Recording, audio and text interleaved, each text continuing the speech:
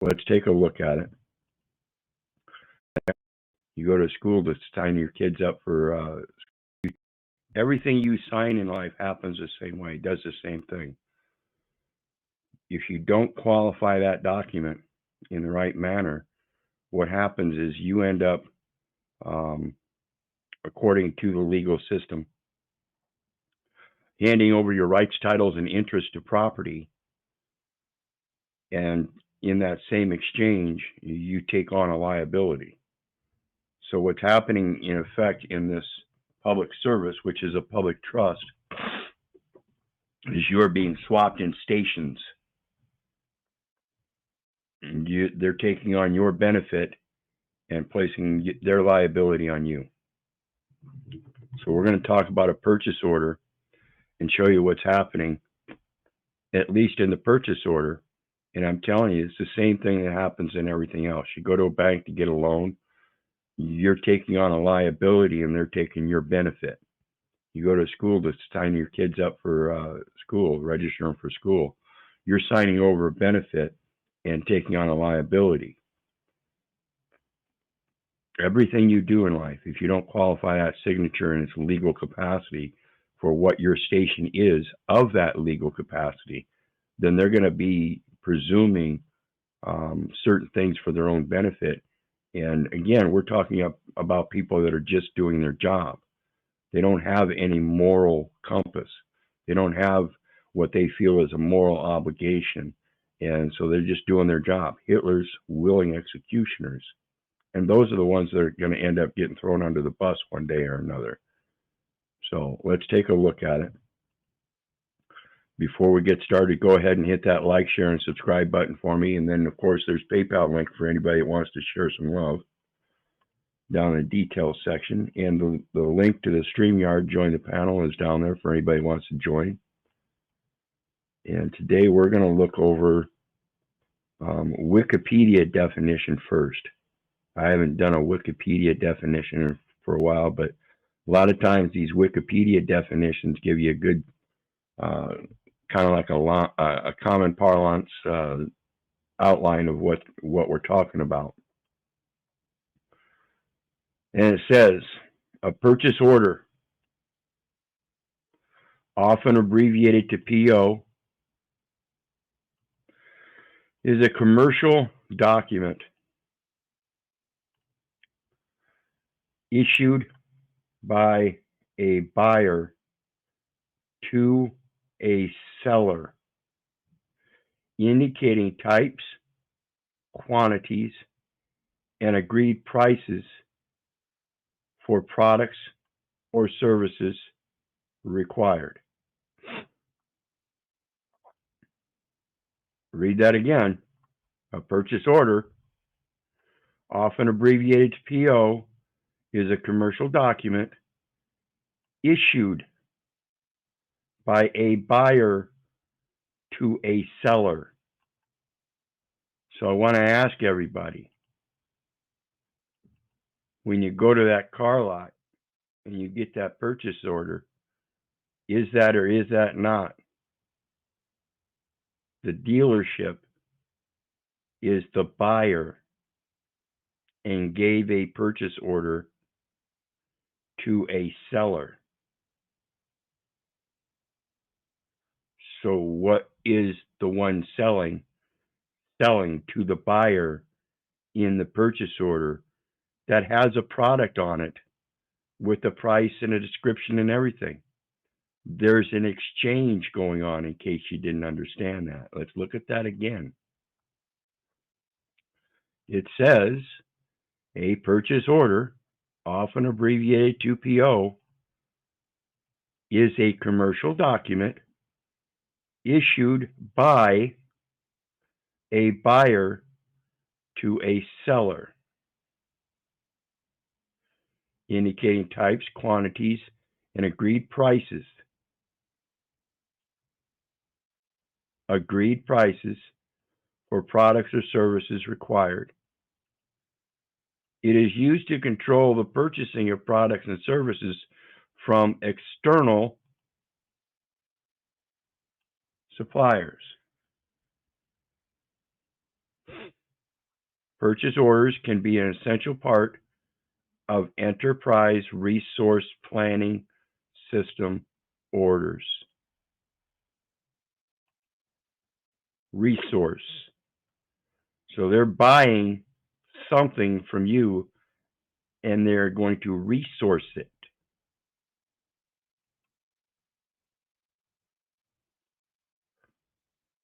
An indent. Indent. You always hear about this indentured servitude. An indent is a purchase order, often placed through an agent under specified conditions of sale. Remember that stamp that we reviewed the other day for qualifying a document that you put up in the top left-hand corner, and it says pay to the Treasury, pay to the Department of Treasury. That's the indentured servant already, just like I've been telling you, the Postal Service. United States Postal Service is the registered agent already. Those are cooperating agents in the same trust. They owe each other obligations, quid pro quo, equal consideration, equal benefit in their contract. That's a public service in the public trust. You, if you're involved, are a third party as a benefactor, and you get to put the facts in that document to give a directive on the indent. An indent is a purchase order often placed through an agent under specified conditions of sale. So they give you a purchase order, and that's an offer, and as soon as you take it, that makes a contract, and it is an acceptance. On that document, you can make certain specified notes, conditions, specify your conditions. That's what we're doing.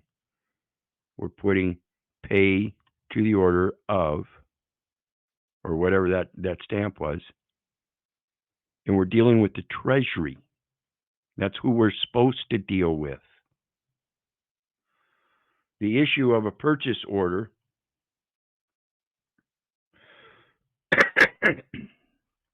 does not itself form a contract. If no prior contract exists, then it is an acceptance of the order by the seller that forms a contract between the buyer and the seller. So it's saying just what I just said. The purchase order itself is not a contract.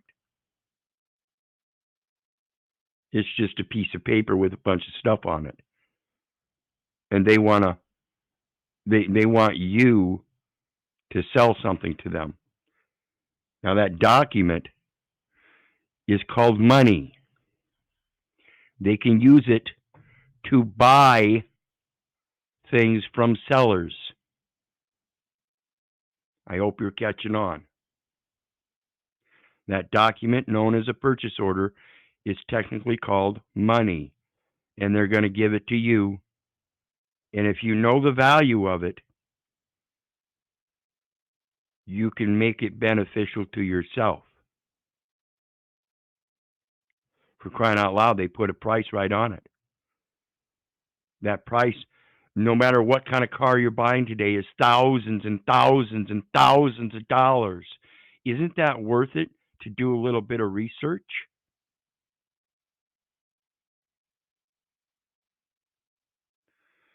And if no prior contract exists, then it is an acceptance of the order by the seller. Remember what an order is? An order is a draft to pay. A note is a promise to pay. So you either have a promise to pay or an order to pay. This here is they're giving you an order to pay. Okay. As soon as you accept it, now you have to pay, right? But they don't discuss the payment method. And they keep trying to convince you that their method is the way you pay. No, you have options, you have choices. If it's a contract, then first and foremost, it's private, not public. And by not qualifying that signature, it puts a liability on the public. Whereas if you do, it's a private routing whereupon you are extending your credit. That's what they're buying, your credit.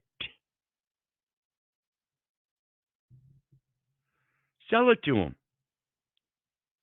but know how to put the terms on there so that they know the value of it, that you receive the value equally considered.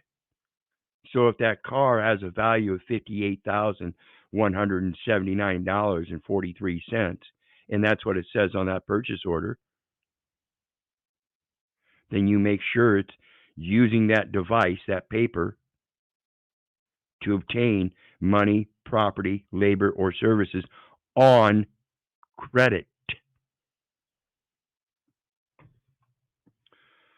Purchase orders allow buyers to clearly and openly communicate with the sellers to maintain transparency. They may also help a purchasing agent to manage incoming orders and pending orders. Sellers are also protected by the use of purchase orders in case of a buyer's refusal to pay for goods or services. See, they're gonna exchange that good, the automobile, for your service.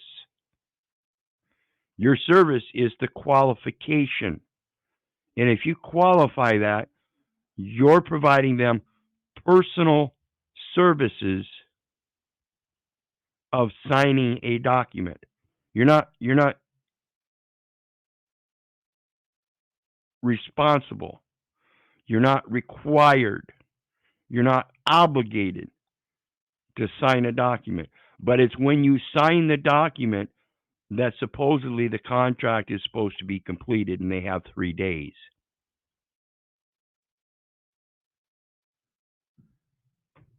Purchase orders provide benefits in that they streamline the purchasing process. Greetings, John. How you doing this morning? Hello, Keith. Doing good. To see you. Good to see you, brother. Yeah, I just wanted to say that I just jumped on like 3 minutes ago, but like my understanding of the buyer's purchase agreement or the retail installment agreements is that those are the collateral. Like it's Correct. not the car or the house, it's the paper. Correct, because that's got the information for the payment method. Right, and that's why it's in triplicate, Keith. One of those is the asset. Yes.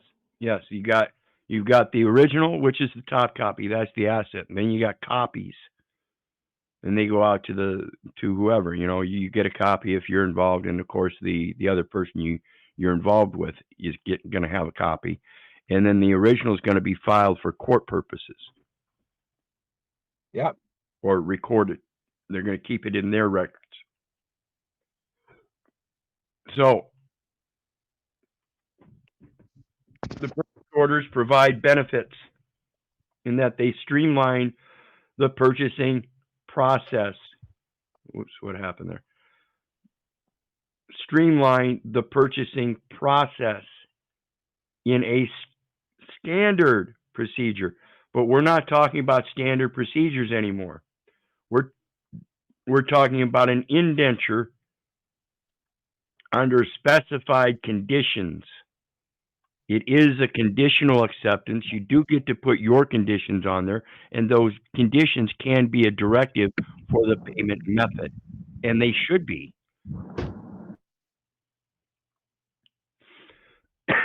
Commercial lenders or financial institutions may provide financial assistance on the basis of purchase orders. I don't know why it keeps scrolling up like that.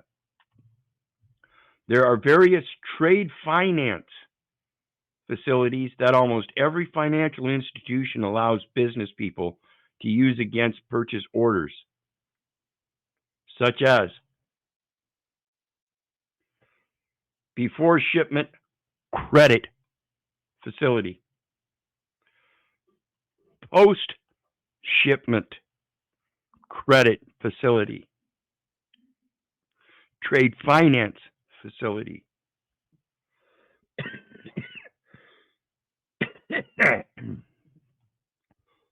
foreign bill purchase credit facility, foreign bill purchase credit facility, bill retirement credit facility, order confirmation, there's that word firm, with firm, order with firm. It's got to be confirmed. It's got to be a entity in a commercial capacity. Follow up. So you notice there's a lot of credit going on, right? Why is everybody dealing with money when you can use certain devices to get those things, money, property, labor, and services on credit? The purpose of purchase orders is to procure, acquire. That's that federal acquisitions. They have to use the language. Federal acquisitions regulations. In order for somebody to acquire it, they must first inquire as to where they can get it, and it must be required. For these people to do this stuff, it's supposed to be required. First, then they can inquire, and then they can acquire. So for the dealership, they need to buy things. That's a requirement. That's how they make their money. They have to buy things. The things that they buy, they have to resell. In that same situation, you're considered the same kind of entity that's going to buy something from them and sell it. So they're going to buy from a seller.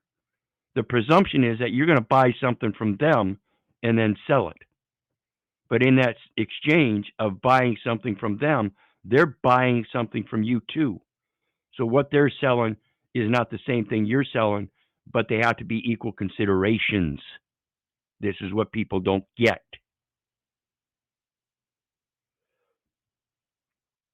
Procure materials for direct consumption or for stock. Procure services. Fulfill customer requirements. Remember, the customer doesn't pay, do they? Remember the protocols, Universal Postal Union and the Post Office protocols under that Global Postal Trust Services. The customer is the one that is guaranteed freedom of transit throughout the entire territory of the Union. Same with this here. The customer is the one that's guaranteed the equal consideration so that their data elements, when exchanged in the proper manner, access that credit that is already there, like I said, based on a gross domestic product that's deposited every year into the International Monetary Fund, and they don't deposit Federal Reserve notes or pesos. It's a special deposit, or excuse me, a general deposit known as a pooled account. It's got all kinds of accounting in there from all the resources that they got it from. And all they do is deposit a document with the amount that is to be credited to the IMF. So now the IMF has credits. They don't give the IMF physical paper money as you think money is, the Federal Reserve notes. No. They give them a document that has a dollar amount on it, just like the Vatican. The Pope comes forward with a little black book.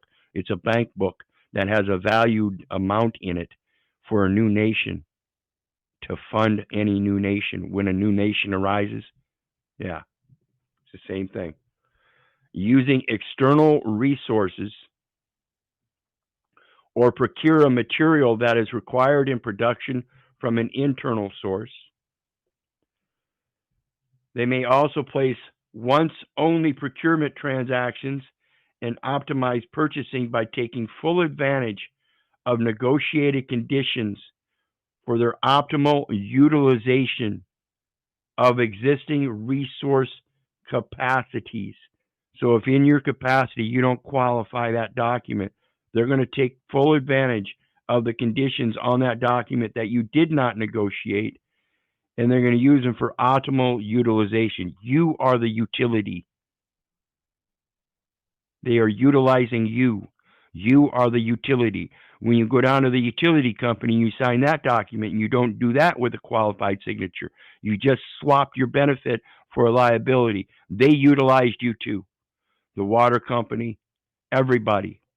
The post office, when you fill out that address change of address form, that's a procurement form. It's procuring your personal services. Everything you sign without qualifying it, they procure your personal services. So the last time I was in jail and I walked out refusing to sign anything, that document said release paperwork, because they wanted me to do my personal services of signing the document to release my own personal services to continue signing documents. That's the service. My personal service is signing documents, but in doing so, I have to make sure that they're qualified so that no debt is placed against the United States, and in fact, it operates on credit that it's already existing there through the gross domestic product. It's just a matter of channeling it from the right account to the right accounts. You have to have the mental capacity. Oops. We'll get to that one next time. And that's why we're purchasing agents, Keith, when we go into a store, right? Correct. They will call you everything but the customer, or if they call you customer, they still won't understand the difference between a customer, consumer, all those other things.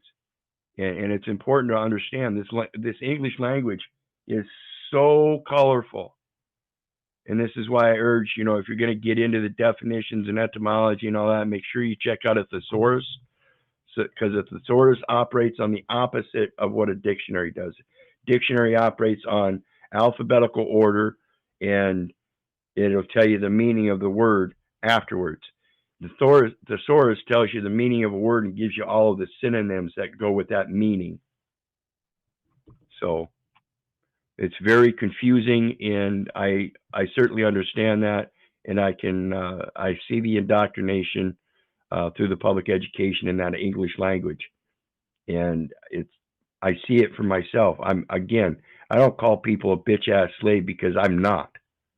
I call you a bitch ass slave because I know what a bitch ass slave is all about. I was one myself. I'm trying to help you out, that's all. So don't take any offense, please. So in the meantime, creating a purchase order is typically the first step of the purchase to pay process in an ERP system.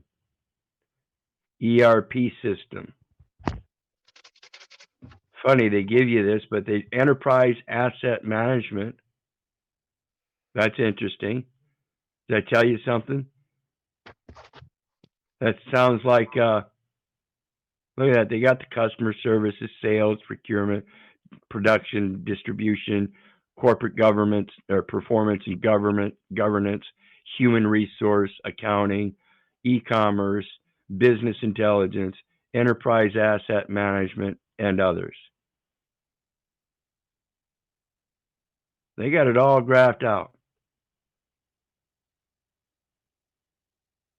Enterprise resource planning, and you get to enter into a prize system. This is about the wards and awards and rewards, in case you don't get it. So let's go back.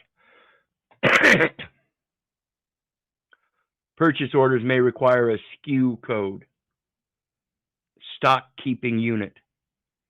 If you've ever gone out and done the inventory programs, I used to work for a place called Regis, and they did that. They would go out and inventory stores. We'd go out to a huge Walmart, big old crew of us, fucking middle of the morning, 2 o'clock in the morning, we'd arrive.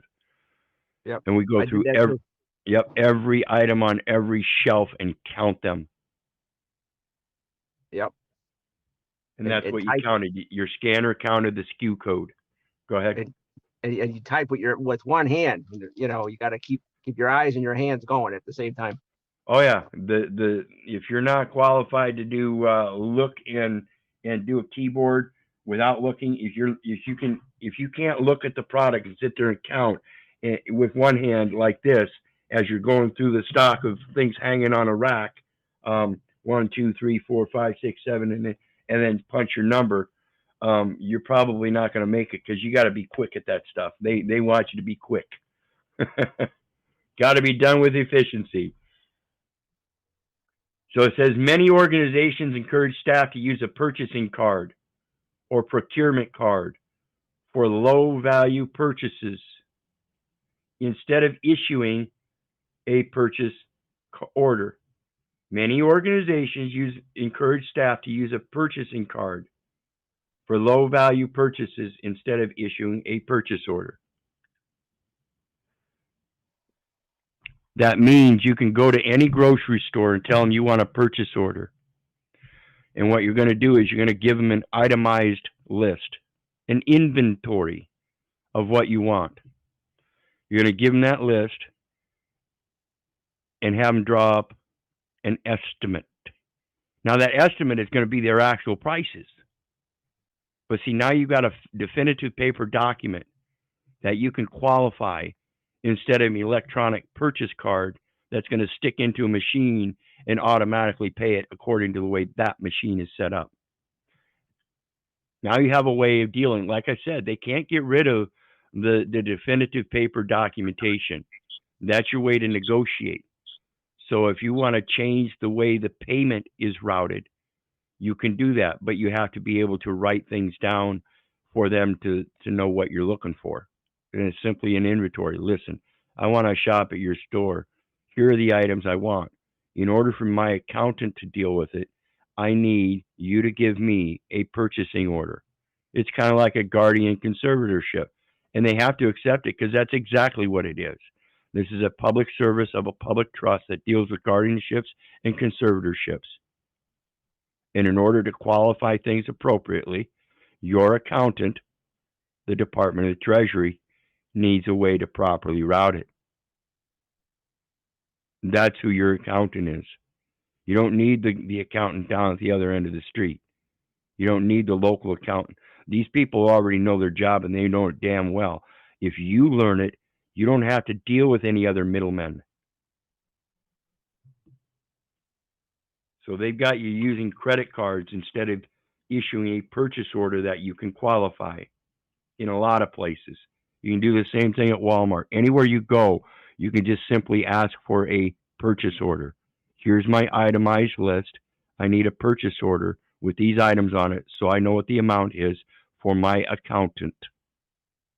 Wow.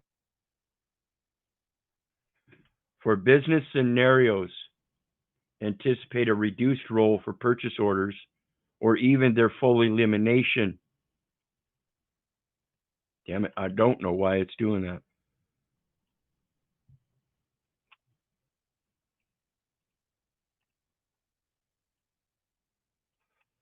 Full elimination. See, it's the paperwork. It's the Paperwork Reduction Act, and the less paper they have to do, and the more they can put that work into the electronic system, the more efficient it's going to be cost-wise. And I would agree with that. But at the same time, if you don't understand what's happening here, that full elimination is leaving you without a proper payment method on credit, because again, you have to get that money into an account first. The credits are already there. Keith, a credit card worker, let's say that's their title, aren't they conversion agents? I couldn't say that. I do know that through Bancorp and MasterCard, PayPal is a converter. Okay. Leaving organizations with a smaller or more strategic procurement function than in the past. So it's to your benefit to use purchase orders yourself. You're the small guy. Okay? It's the big guys that want to procure things and get things for their benefit and place liabilities on other people. That's a very efficient method for them, but it's a very deficient method for you. It's the problem. Kai Nowosel and Chris Timmermans of Consultants Accenture ask why purchase orders and invoices are needed when digital systems can deliver goods, confirmations, and authorized funds, and suggest that digital functionality and supply analytics will change the landscape for purchase orders and processes in coming years. I'm telling you, the process is always going to be the same. You have a guy that's going to make a profit off the loss of other men, and you've got a guy that's going to be able to redeem those losses. Those are the only two methods. So if you don't know what you're doing, they're going to make a profit off of your loss. If you know what you're doing, you're going to redeem them, and it's all going to be equal consideration under truth. That's what redemption is placing the truth in the record. Listen, I already have an accountant. It's the Department of Treasury. As an American, that is my accountant. Now, the accountant, through the purchase order, for my benefit, I'm going to use the beneficiary, which is the United States citizen. I'm the benefactor to the beneficiary. The transfer agent, Treasury, is the go-between. Now, if you want to procure my personal services, I will gladly equally exchange my personal services and the credit thereof for that nice-looking automobile with the MCO.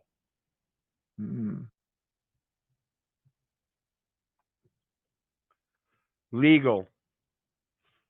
Although a typical purchase order may not be worded as a contract, in fact, most contain little more than a list of goods or services the buyer desires to purchase.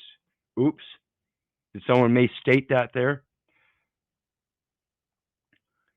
It contains a list of the goods or services the buyer is selling in exchange for what they're buying in return. You have to put what they're buying. That's the signature. You have to put it in its total value so that you get benefit. Otherwise, you're going to be paying the price on their payment terms. And again, when you do that purchase order correctly, you get to put the shipping instructions. Let's take a look there. 19 CFR 149.3, as it relates to those data elements where you can give a number in lieu of a name and address. A widely recognized commercially identifiable number can be used in lieu of the name and address, okay? And you can use that as a seller, a buyer, or a ship to party. So while you're at the lot, you can have them, when you fill out that purchase order, part of your directive could be in so that you don't have to go back to the lot in 3 days and pick it up, but that they complete the contract by drop shipping it to your address. to those data elements where you can give a number in lieu of a name and address. A widely recognized, commercially identifiable number can be used in lieu of the name and address, okay? And you can use that as a seller, a buyer, or a ship to party. So while you're at the lot, you can have them, when you fill out that purchase order, part of your directive could be in, so that you don't have to go back to the lot in 3 days and pick it up, but that they complete the contract by drop shipping it to your address. Direct manufacturer. Correct. The contract by drop shipping it to your address. Direct manufacturer. Correct. It's very important to understand this stuff. So let's get back. The purchase order is a specially regarded instrument regulated by the Uniform Commercial Code. So don't tell me that a sovereign citizen uses the current Uniform Commercial Code. Okay? All purchase orders, and therefore trying to fully eliminate the purchase orders and replace them with purchase cards. You know, what do you purchase those goods with? A credit card, debit card, that's a purchase card. It's the same damn thing. Okay? Or other similar law which establishes a purchase order as a contract by its nature. Yet, despite the nature of the purchase order as a contract, it is common to accompany the acceptance of a purchase order with a legal document, such as the terms and conditions of sale, which establish specific or additional legal conditions of the contract. So you're going to give them a letter of instruction or a letter of credit, sometimes they call it. They're the same thing. You're going to give them a letter of instruction directing the routing to access the credit account as a payment method. And if you have a payment method to pay on credit, then why do you need to pay with money or with an installment plan if you can do so right at the beginning by conditionally accepting it for the device on credit? Here we go again. The federal acquisition regulations that I mentioned earlier. Anytime they're talking about procurement, they're talking about that federal acquisition regulations.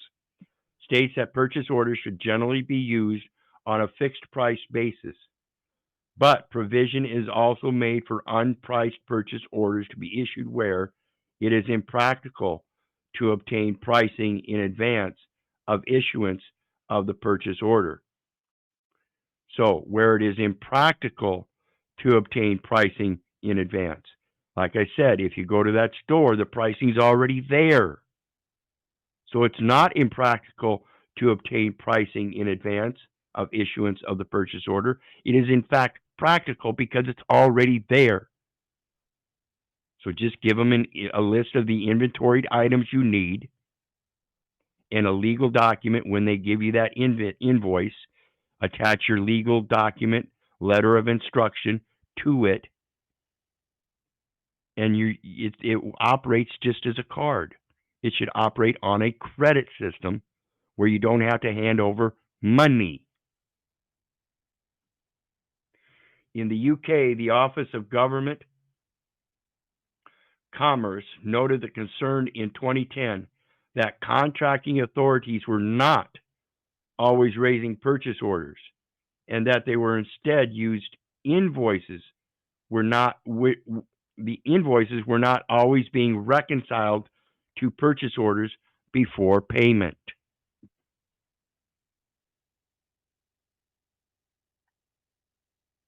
Formats.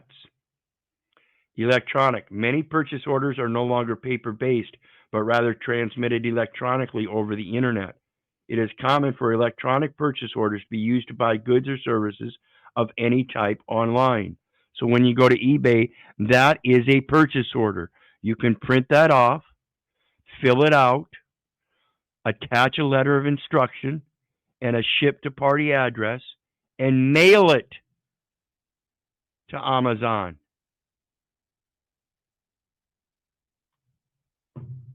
Mail it. Introduce the trustees, the Postal Service and the Treasury. They're already co-trustees in the public trust. Or the indentured trustees of the company itself, Keith, right? If you can find them. Right, and that's when you look up the SEC agreement and find out who's been assigned as the trustee. Okay. And I think that's on your you can find that on the 10K and the 4.1. There are many names for electronic purchase orders. It is also known as e-procurement, e-purchasing, e-purchase requisition. These terms are normally all referring to electronic purchase orders. So again, these electronic forums, damn it.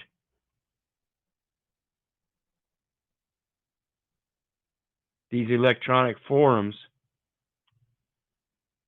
don't call them purchase orders, and they do everything electronically. And when you filled out that document at the bank or whoever you got the card from, it wasn't done in its qualified capacity, and therefore it was presumed, assumed, and implied that you too are one of those agents. Non-electric. The record of purchase order in most business firms, they insist on using that term, firms, are still on paper, and thus there is a need for proper purchase order format.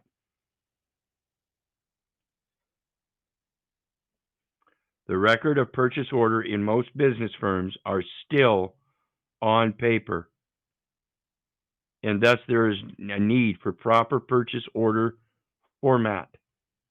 Many users wish to have professional formatting for purchase orders for several reasons. A company may wish to have a strong understanding of purchase transactions or to know the basic requirements of purchase order. It may also make it part of business documentation, which makes the process easier while keeping record of all transactions and to have good impression on the client or customer.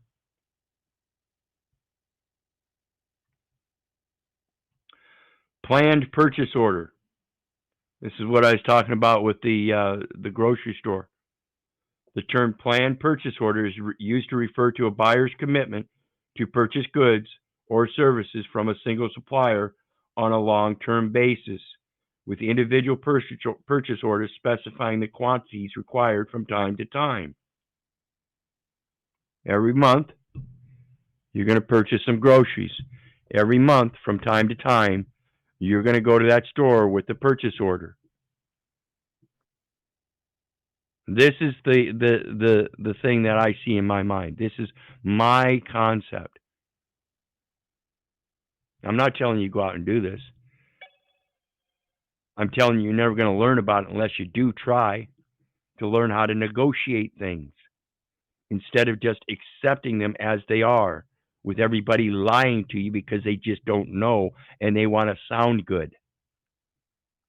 I spent 2 weeks with my companion trying to figure out where this documentation was on this claim that they made where they came in and garnished her account. And nobody had record of it. Blackhawk County didn't have record of it. Georgia didn't have record of it, where Crown Asset Management is. And they filed a claim against a resident of another state that's not even a resident. Lynn County didn't have record of it, yet they all had their grubby little fingers on it, names in it, and were defaming my companion's name and garnished her $3,800. Yet nobody seems to have record of it, until finally I started threatening the local courthouse that we're going to end up doing a forensic securities audit on her entire account. Oh, all of a sudden now we have it, but you'll have to come down and down to the courthouse and look it up online and register online. No, we don't. No, we don't. Like I said, if we have to do a forensic securities audit, the thing we're going to do the forensic securities audit on is the name. You guys are using her name.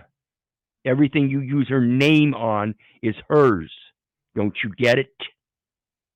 So then all of a sudden, yesterday, we got a document in the mail, 50 pages, damn near 50 pages, and they didn't charge us a dime. Again, 50 cents a copy, and they copied both sides. So we got 50 pages on both sides. That's almost 100. That's almost 100 copies. That's at $50 that they would have charged somebody $50 to get that file. The fuck you will. Yep. And IRS audits are at least 52, Keith. QSIPs Oh, yeah. are 250. Oh yeah. And it's not going to be a fun game for them if I have somebody come in and do a forensic audit on 94 of my cases. My companion only has a few. A purchase order request or purchase requisition is a request sent internally within a company to obtain purchased goods and services, including stock. A purchase order request or purchase requisition is a request sent internally within a company to obtain purchased. It's already purchased. Goods and services, including stock. The request is a document which tells the purchasing department or manager exactly what items and services are requested, the quantity, source, and associated costs. So you have to learn where that source of credit is to be able to give it to them. A purchase requisition form is filled out prior to purchasing goods as a form of tangible authorization. So you are the one that is authorizing it. You are the authority. Again, get the idea that they've swapped everything, made themselves the authority and the beneficiary, and put all liability on you. That is not the way this public service, which is a public trust, is supposed to work. Purchase request forms are often used in smaller business who do not have a computer-based system. However, many included web-based solution systems are available on the market that can facilitate the capture of purchase request information. Purchase order requests can also be passed on or passed to the purchasing department via a management information system. Social Security is a management information system. All right. Okay. Makes sense. And you are a creditor to it. Now, that management information system being operated by the state is supposed to be a credit to the United States. So you and the Social Security Administration are technically the creditors in that situation of routing. It's got to go through the Social Security number. Therefore, if you're going to placate that you're a creditor, they must be a creditor too. That's co-creditor, and that matches with co-trustee. So now the beneficiary, the record that Social Security has, shows that they're a benefactor and that they're going to receive a benefit. They're going to get some kind of funding as a transfer agent right along with the Department of Treasury. They're all going to get paid for their services. And it's all going to be paid for on my credit because they don't have credit. Wait, Keith, it shows that they're a benefactor or beneficiary? The record is a beneficiary. And if they're holding it, they have control and entry of the beneficiary. So they obviously are a trustee. In that capacity, they too get to benefit. You have to pay these trustees for their services. But you gotta learn you have a credit line that you can use, and that makes it easier to go ahead and pay them. I have a friend of mine that did a purchase order, and they were squabbling about it. He said, listen, tell you what, I'm going to put this amount down here. Instead of the purchase amount, I'm going to put this amount. And you'll see it's thousands of dollars extra. And when you do this instruction, like I said, you're going to see that money is going to show up in your account. The guy went ahead and did it, and now he goes back and sends people to that same place. And the guy says, yeah. Oh, he recommended you? Yeah, you're good. Let's go. It's a matter about knowing how to do it and becoming friends. They are your friend. And you can make it a non-taxing. They like that. Oh, it's a non-taxable credit transfer. Oh yeah, you're not one of the slaves, and so we get to do this without taxation. Okay, cool. Yeah. That's the way it works. Okay, got it. Yeah. It's a matter of learning how to negotiate. And if you're the top dog in negotiating, and you can blow them out of the water, they're going to want you to work for them. Oh yeah. You just got to learn how to make it profitable for everybody. You can't be selfish in this stuff. So let's go back. And I want to remind everybody, please hit that like, share, and subscribe button. There is a PayPal button down below for anybody who wants to share some love. Until I get this all this figured out and situated, I'm in the same boat as you guys, operating on a doctrine of necessity. So every little bit helps, and it is appreciated greatly. In the meantime, there's the PayPal or the StreamYard link. I'm going to drop that again for anybody that wants to join the panel. And we're going to get back into the definition here from Wikipedia, and then we've got some others we're going to go on to. Purchase request forms are off management system. A PRF may contain budget and purchase values to make the individual aware of the annual and remaining budget before a purchase is made. Such a system is there to guarantee that goods and services are purchased with consent of the line manager and that a sufficient budget is available. And that's what you're going to do. You're going to be talking about this kind of stuff with them so that, like I said, you're going to show them where the credit's going to come from and that everything along their line management, their budget is going to be covered.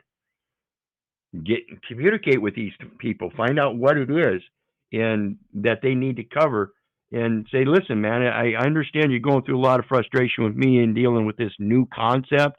You know, I'm willing to give you a little bit more for your sales commission, you know. So just let me know if I get to be too much of a hassle. That's how easy it is. It's the stroke of a pen, folks. See also blanket order, collateral billing number, invoice, purchase order request, remittance advice, sales order, supply chain auction, remittance advice. That's for the full acquittance. You have to remit the coupon to have recoupment. So it's remittance. And let's see, remittance. This is the letter of instruction, letter of credit. This is what you're going to do. You're going to give them directive. Is a letter sent by a customer to a supplier to inform. Let's look at it. To inform the supplier that the invoice has been paid. If the customer is paying by check, the remittance advice often accompanies the check. The advice may consist of a literal letter to whom it may concern your shipment of the 10th INST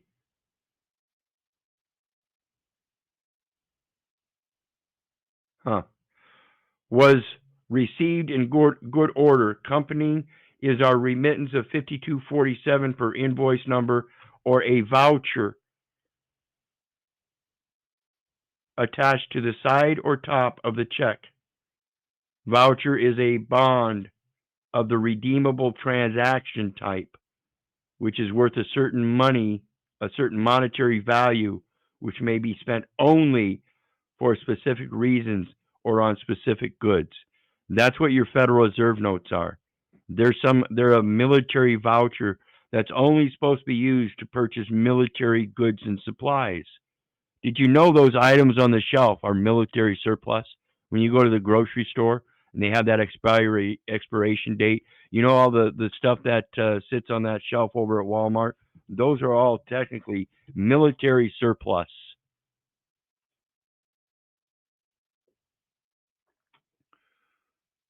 Remittance advices are not mandatory. However, they are seen as a courtesy because they help the accountant's receivable department to match invoices with payments. Accounts receivable is an asset.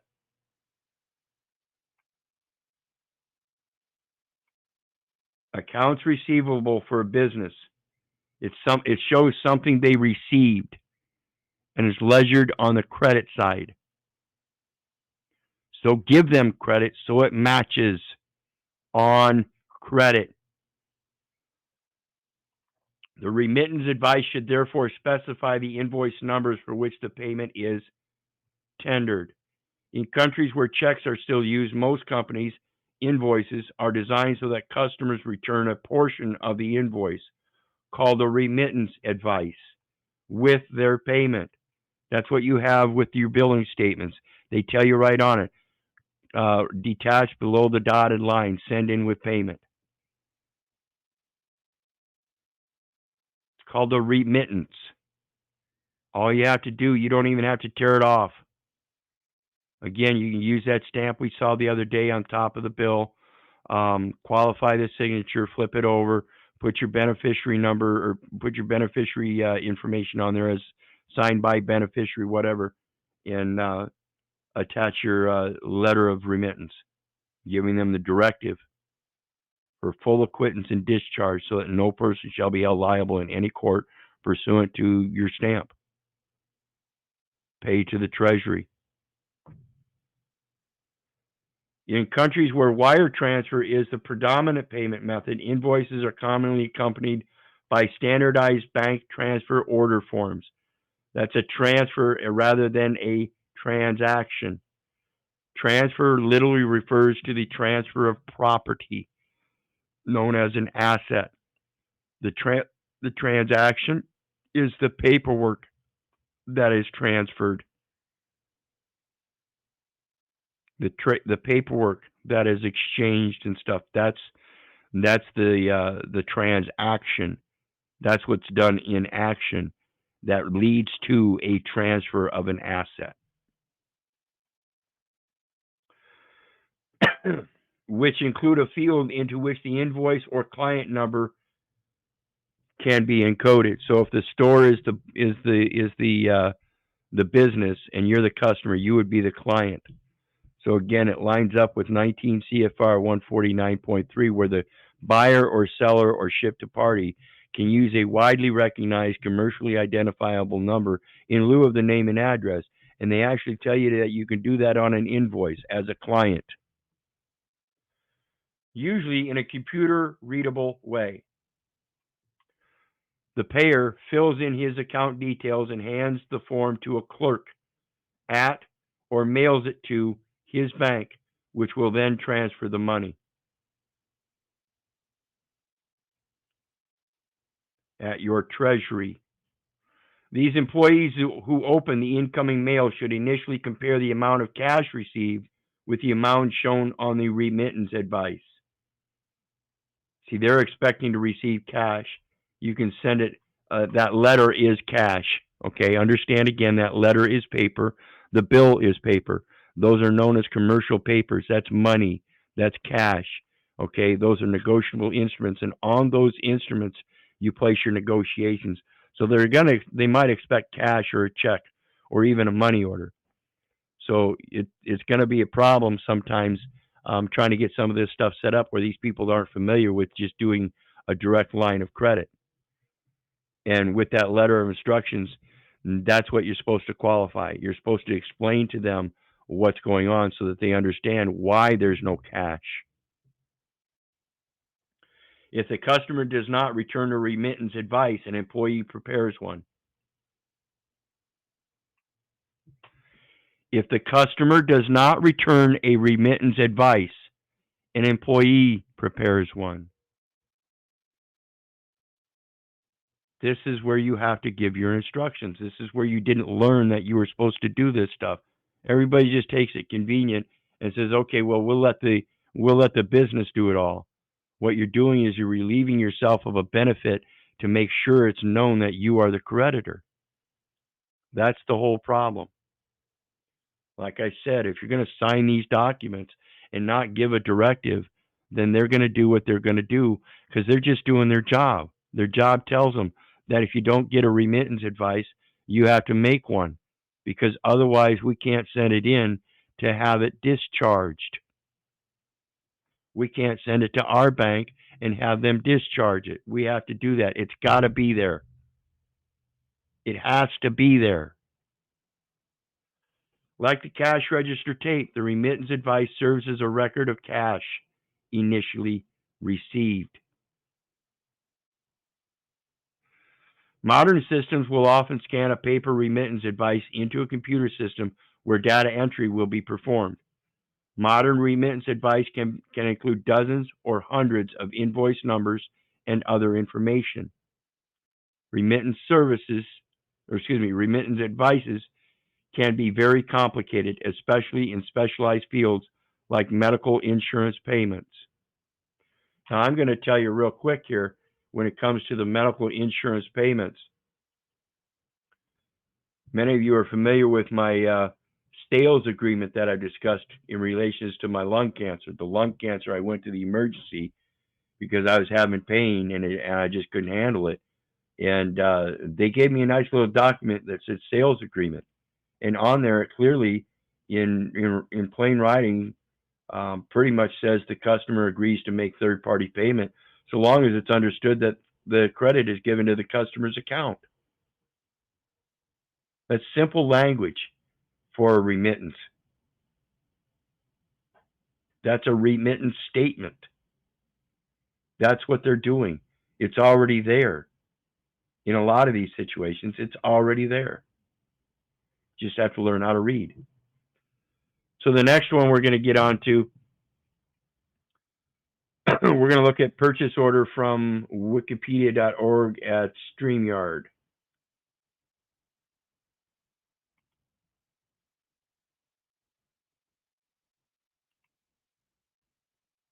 Okay, what is a purchase order?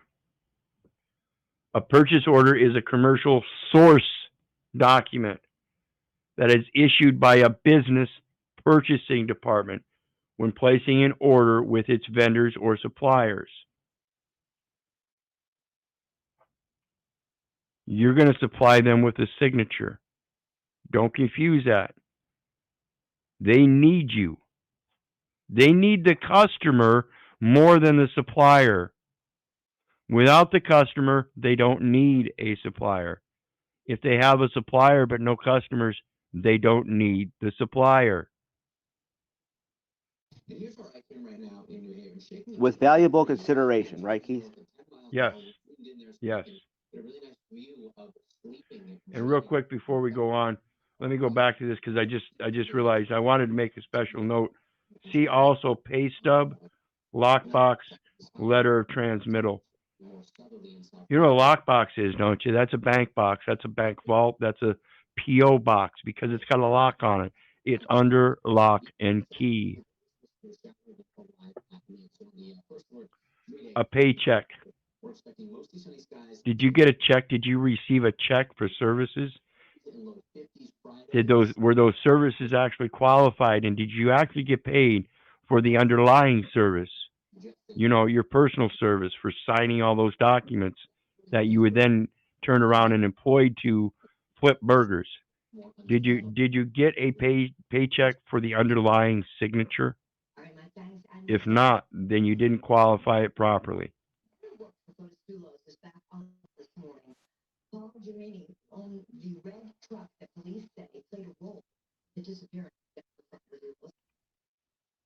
Had to mute you there, John. You've got two devices going. Hear you in the background.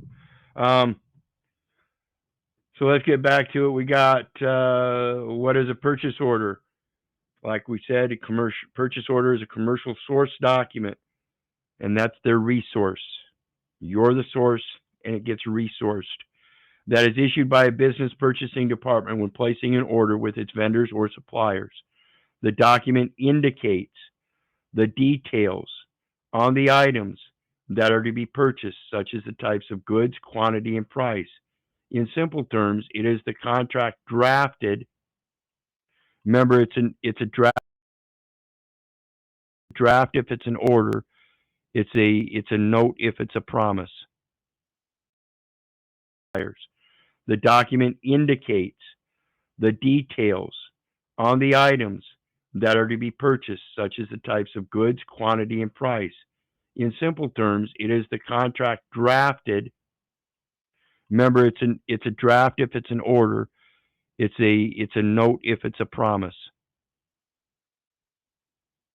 by the buyer when purchasing goods from the seller. Buyer creates a purchase requisition.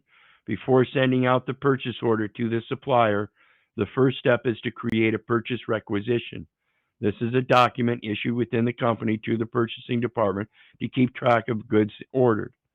The purchase requisition also helps the company keep an account of their expenses. The PO is created only after the purchase requisition is approved by the authorized manager. So when you go to the dealership and they give you a purchase order, then it's already authorized. The purchase requisition is approved by the authorized manager. You understand that? An offer has to be approved. You have to approve an offer in good faith. That's what's authorized. It's authorized to be put forth and handed to somebody in good faith. If somebody puts their terms and conditions on that document and hands it back and they don't accept it, that is dishonor. They made an offer in good faith. You accepted it in good faith, putting your good faith and honorable terms on there, and they're not accepting it. Why would they not accept a payment from the Treasury? Buyer creates a purchase order. When the goods that need to be purchased are agreed upon, the purchase order is created. The PO lists the date of the order, FOB shipping information, discount terms, names of the buyer and seller, description of the goods being purchased, item number, price, quantity, and the PO number. So you coming along as a third party, and they think you're a buyer. They think you're selling something. Whatever it is, understand your station and what you can do. You have the ability to negotiate. Learn how to negotiate. I don't know what the guy is going to say to me when I go to the car lot and try this. So it's going to have to act in personam, at the spur of the moment, in now time, for me to be able to negotiate with him to understand what I'm putting on the document so that he will then process it. Otherwise, I will have to take that purchase order to an accountant, do a forensic securities audit on it, and then shove it down their throat in a manner that they'll be glad to give me that automobile. At least this is the way it goes in my imaginary mind. This is the way I've discerned it, that the words, the way they're being used in this public service of public trust, that has gotten nothing but its entire wealth system off the backs of the people. And I'm tired of people telling me that's not my credit. The fuck it isn't. It's the credit of my forefathers, their forefathers, and the forefathers before that. That's what this system works on. It's tontine banking principles. You can't dismiss that one fact. The PO number is a unique number associated with a certain order. It serves two purposes. One is to ensure that the goods ordered match the ones that are received. Secondly, the PO number is matched to the invoice to make sure the buyer is charged the right amount for the goods. Seller accepts or rejects purchase order. At the bottom of the purchase order is a dotted line for the authorized manager of the seller to sign off on the order.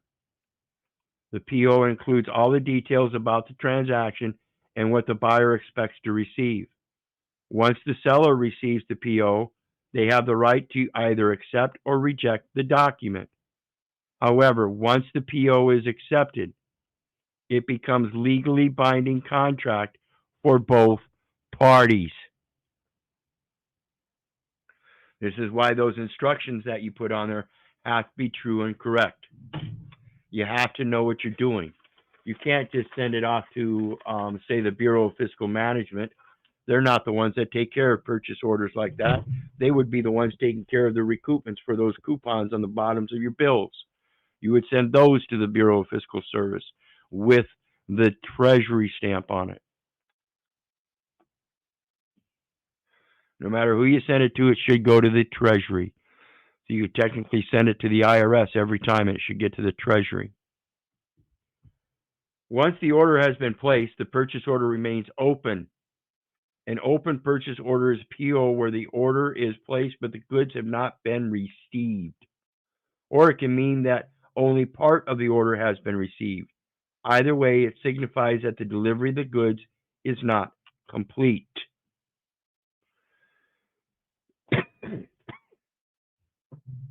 Once the order has been placed, the purchase order remains open. So you get that purchase order, and there's no signature on it, and it's set up just like they say here. That's an open purchase order. Once you put your conditions on it, and as long as they're true and correct, it signifies that that contract is complete. And now they have a requirement to complete the delivery. Benefits of purchase orders: avoid duplicate orders, keep track of incoming orders, serves as legal document.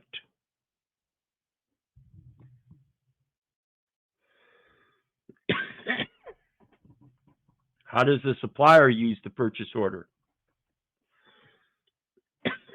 Purchase orders play a major role in the inventory management process. When the supplier receives the PO, they will take the items listed in the PO from their inventory.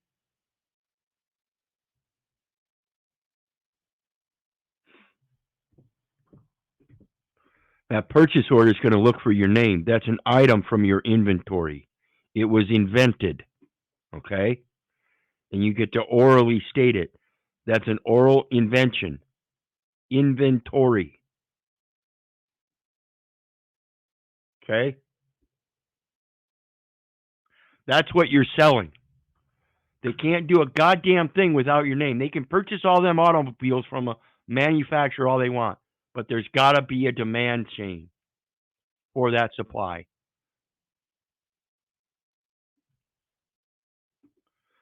Purchase orders play a major role in the inventory management process.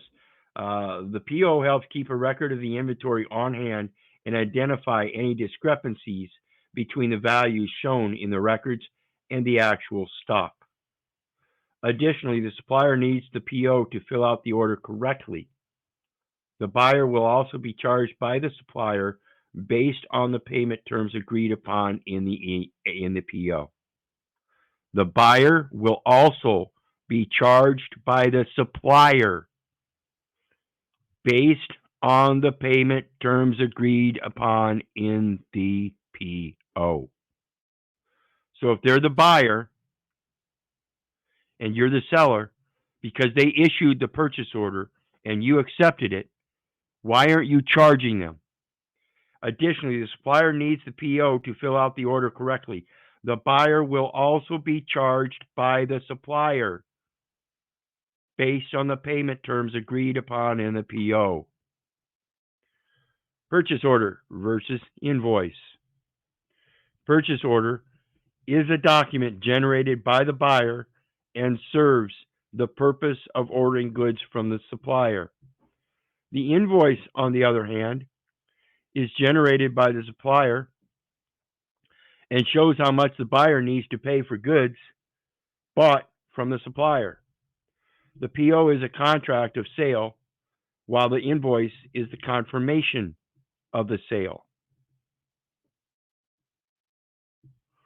So you're going to confirm the sale first before you contract it. You have to confirm what you're buying before you buy it. Purchase order versus sales order. While the purchase order shows what goods were ordered from the supplier, the sales order is generated by the supplier and sent to the buyer. It signifies the confirmation or approval of the sale. Nowadays, the purchase or PO process is no longer paper-based, and the buyer usually sends its supplier an electronic PO. This is done using the PO module in the ERP software. It helps speed up the purchasing process while decreasing the chance of error.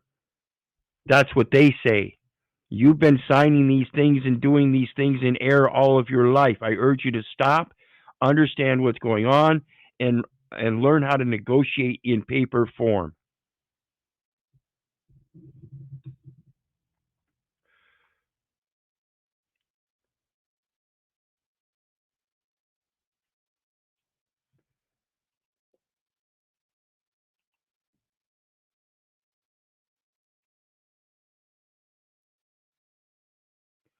Glossary of procurement and supply chain terms. I am going to go ahead and drop this, and I didn't know I was not on that screen share. I don't know why I do that stuff, but here's a link for this one, which is a glossary of procurement and supply chain terms, folks. These are terms that you should be familiar with when you're dealing with all of these commercial venues. And just to show you, this is what I was reading from prior. Purchase order.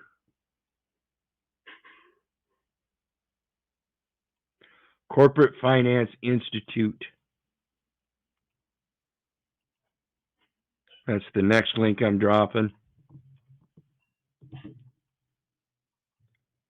And folks watching the video, these links will not be in the details section. They're in the private chat as I'm running the video.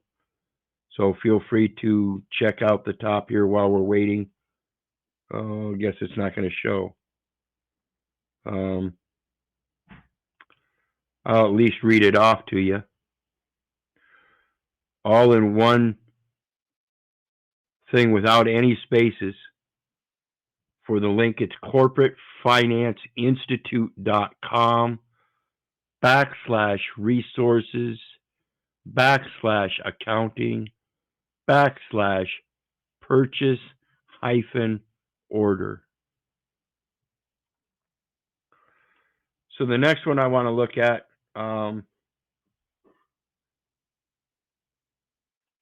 it comes from accountingtools.com/articles/purchase-order. Again, I'll put this link down in the chat section. This says accounting tools. What is a purchase order? A purchase order is is a written authorization from a buyer to acquire goods or services. The document authorizes a supplier to deliver to the buyer at the price, quality level, delivery date, and certain other terms specified in the agreement. A purchase order is legally binding after the supplier countersigns it. Legally binding after a supplier countersigns it. So while you're being considered a seller, you're also a buyer. See, it's a quid pro quo. It's equal consideration. As I'm selling something, I'm also buying something in exchange. It's an equal exchange. So what I'm buying is maybe not the exact same like kind as the thing that I'm selling, but it's given equal consideration. My signature and my information on your purchase order in the documentation in written form as a transaction is for the exchange and transfer of your asset to me. I'm giving you my asset, which is my signature and my information. It's an intangible asset that leads to a tangible asset. Now, the intangible asset is still just as valuable because it's going to give you the credits that will be deposited in electronically in your account that you can then convert to cash through your banker. But you're still going to get the equal amount, whether it be money, cash, or credits. So why not work on the credit system, guys? Master purchase orders. A purchase order is time consuming to create. To reduce the workload, some organizations issue a master purchase order to each supplier, authorizing considerably more than is initially needed. The master purchase order as needed. To save time, many purchase orders are now delivered in electronic format over the internet. Disadvantages of purchase orders. The development of purchase order can be a time-consuming process. As such, it can significantly impede the purchasing process within a business. Consequently, its use tends to be limited to higher value purchases.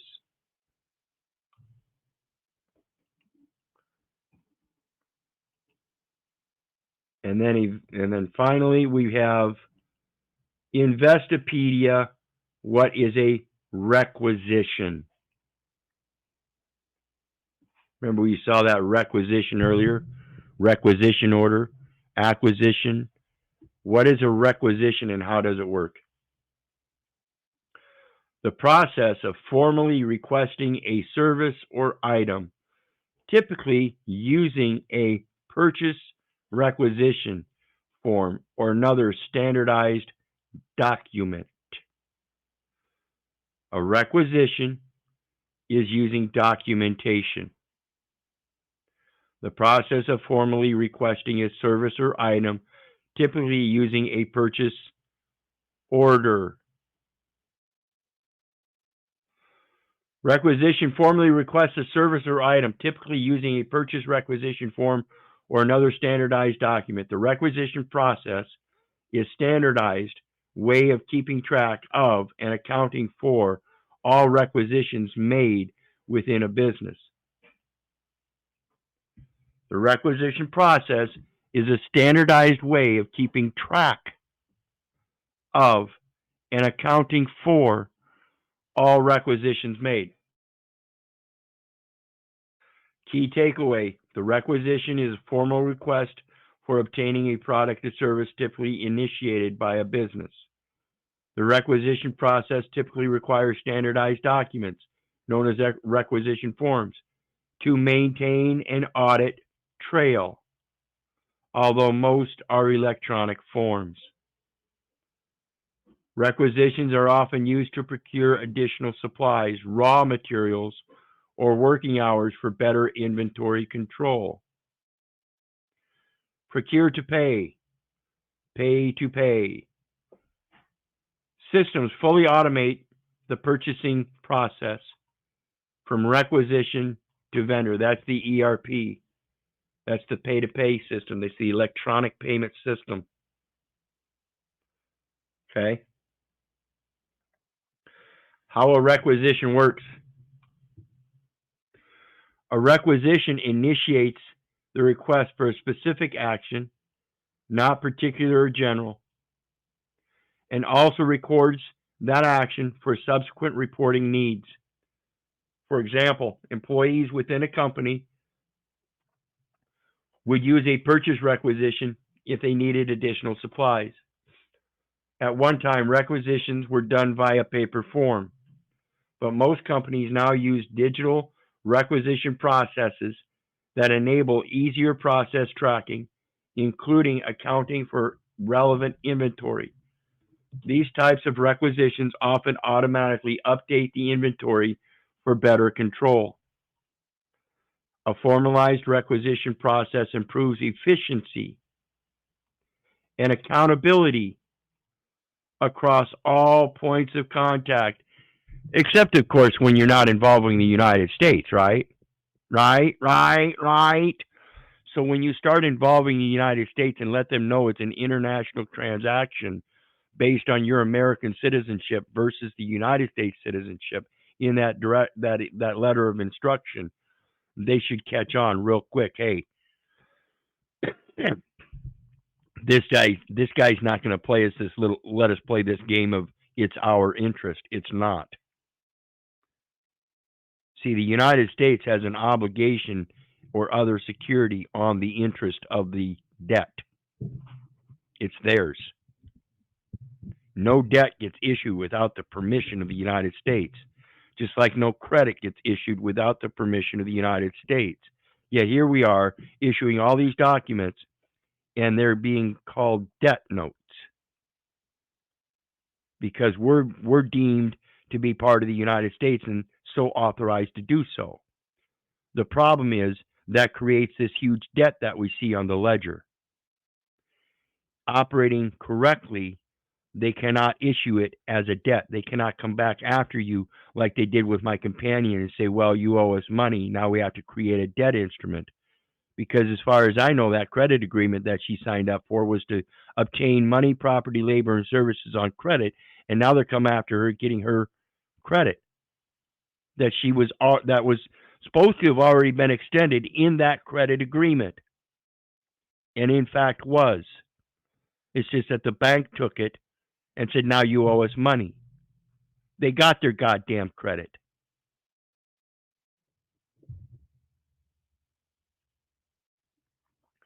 Compared to an approach where employees take supplies anytime, the purchase requisition provides a more controlled and documented method for managing internal supply inventories and future demand.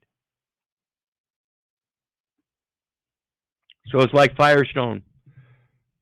They have this huge rack of tires.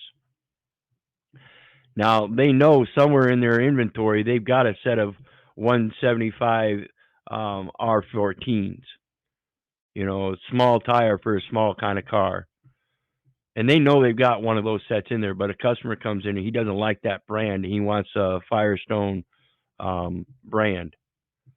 So they're going to take a inventory searching for that tire, and they find out, oh, nope, they don't have it. So that was a purchase request by a customer. So now they're going to put out a purchase order and tell the customer to come back later on. Same thing. It's a special order, specific. And it's because there's a deficiency in the supply by the auto repair shop or the tire shop, because the customer doesn't want what they've got. They want something a little bit better in their mind, has to be a little bit more efficient. So the stock is not efficient, it's deficient, and therefore they're going to requisition something that is efficient for that customer. You have to make your specific demands. You have to learn how to negotiate, and you have to be able to learn how to do that exact same thing as a customer going into a tire shop and say, hey, that's not what I want. I want this. You have to be able to learn how to negotiate. It is the invent ori. You have to invent orally what you want. That's the negotiation. And in order to do that, you have to know the language used to do that invention. Fast fact, in the medical profession, doctors complete a requisition form when requesting lab tests. These digital forms include the patient ID and other medical information, assuring patients receive correct lab tests. Standardized requisition forms typically include the items such as the name of the person or company making the request, date of the request, items requested, the delivery date, delivery location, contact information, department responsible for fulfilling the request. The Department of the Treasury is the one responsible for fulfilling the request. The location is my account and the contact information there. The date of the request is today. The item requested is credit for the services, and it must be done in 3 days.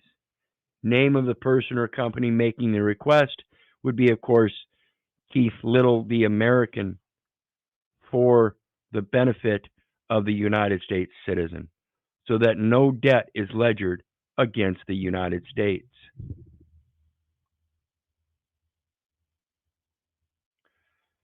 And there you go, a vendor information blank requisition form. And you can get these things from your business supply offices and stuff. They'll have, just like any receipt book, they'll have requisition forms and purchase order forms and all kinds of different business forms. And they're all basically kind of the same thing. It's a negotiable instrument or a receipt of some sort in exchange. That receipt is going to have information, valuable information.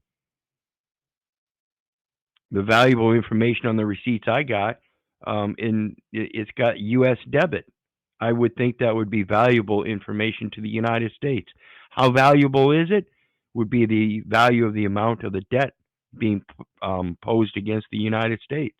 I'm sure they would take the same value and clear that up if I allowed them that redemption. You know what I mean, Gene?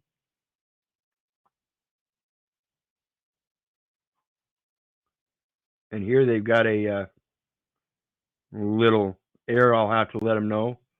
We can't read this. Their programming has gotten in the way and put this form over top of the writing, so we can't read that.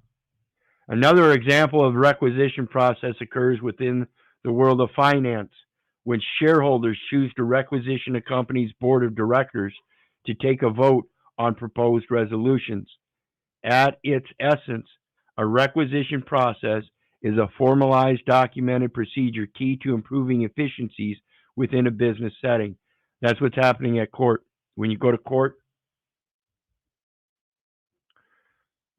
the guy on the bench is acting as though your board, as if though he's the CEO and you're a shareholder and you don't have a board of directors and you're not voting right. And it's a deficiency in their company. Of course it is. I've never been trained to do this shit. I've spent 7 years learning this shit so I could figure it out, so that now I know the problem. Now I can point it out. You think I'm efficient and have sufficient language to procure your products for you. Sorry, that would be an error. I'm hearing the word of God, and you will listen. Purchase requisition versus purchase order. A purchase requisition is an internal form used for purchasing goods and services and has no legal or binding contractual obligation. Company's internal purchase requisition form is for employees who wish to request supplies for their department or themselves. Frequently, these forms require managerial sign-off. So in the example I gave with the guy going to the tire shop to get a set of tires, the purchase order is an internal, the purchase requisition is a internal thing that they're going to order those tires that he wants, and that description of the tires that he wants is his invoice or his inventory.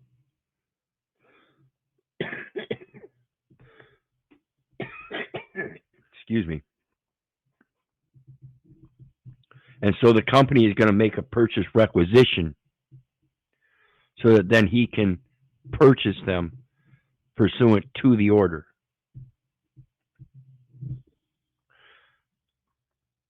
Purchase order is a contractual agreement companies use when ordering goods and services from an external vendor. So you're going to give them a purchase order for those tires, and it's just going to be a quick little note. They're just going to write it down on a notepad. And then they're going to get on the phone with their computer system and order it. And then when they come in with the next load of tires, they're going to give you a call and say, hey, we got your tires in. You want to bring that down, just let us know. They're going to complete that contract that you initiated by ordering or having them order those tires. That's a purchase order on your side. You're the one that drafted an order. because you didn't like the tires they had in their stock. So you had them order through a purchase requisition. You gave them the purchase order, and they did the purchase requisition. They would have never requisitioned those tires if nobody comes in and orders them. You didn't come in and promise to pay. You came in and ordered that you wanted those tires. You drafted an order based on the fact that once they were put on, then you would pay. You didn't tell them you were going to pay for them tires first and then come back when they came in and then have them put them on. No, you had them requisition them so that when they did get them, you would come in and they would do it all in one shot. For example, a company ordering supplies from an office store will issue a purchase order detailing the items purchased, their prices, payment terms, delivery dates, and any special discounts for early payment. Special discount for early payment, folks. If I'm going to a dealership and I'm going to promise in that documentation that they're going to get their credit within 3 days in full, then that's a special discount. I should get a special discount, right? Well, of course you should. And that's the special discount when you go in there and give them the credits for that purchase price of $57,000 and however many odd dollars, whatever, instead of a installment payment where you end up paying $114,000 for that same $57,000 vehicle. That's your discount. You're going to get rid of all the future paperwork. Dealership, and I'm going to promise in that documentation that they're going to get their credit within 3 days in full, then that's a special discount. I should get a special discount, right? Well, of course you should. And that's the special discount when you go in there and give them the credits for that purchase price of $57,000 and however many odd dollars, whatever, instead of a installment payment where you end up paying $114,000 for that same $57,000 vehicle. That's your discount. You're going to get rid of all the future paperwork that they're going to demand that you send them as far as checks or whatnot, and their billing department is going to send you receipts and all that. You're going to get rid of all that paperwork. Paperwork Reduction Act. You're going to make it easy for them. You're going to use one piece of paper. You're going to fill it out correctly. You're going to give the proper directive and let them know they have a certain time limit. Oh, and here's where you're going to send it to for final delivery.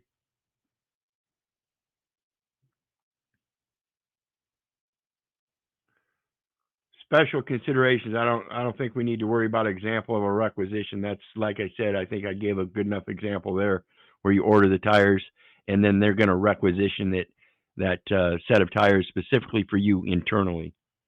They're not going to charge you for them yet. They're going to wait till they get them and then put them on your card. That's where the charge comes. Special considerations. Streamline and automate companies. Purchase to pay systems streamline and automate companies' requisition and procurement processes. 3 main processes are cared for by these systems: requisitioning, purchasing, and payment. So if you got a purchase order and you got a requisition order, what's the payment?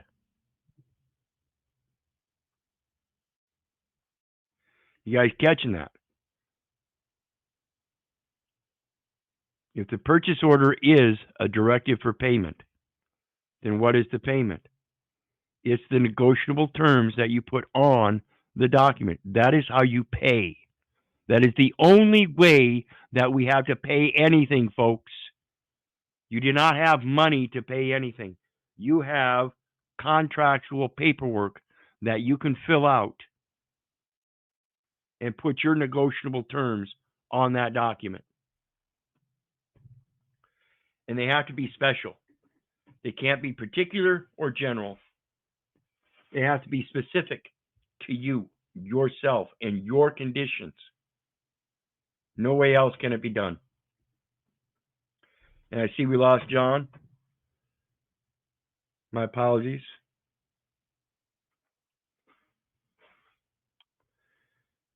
And I want to thank everybody. We're at the end of our show or stream or whatever you want to call it, our informational session here today. I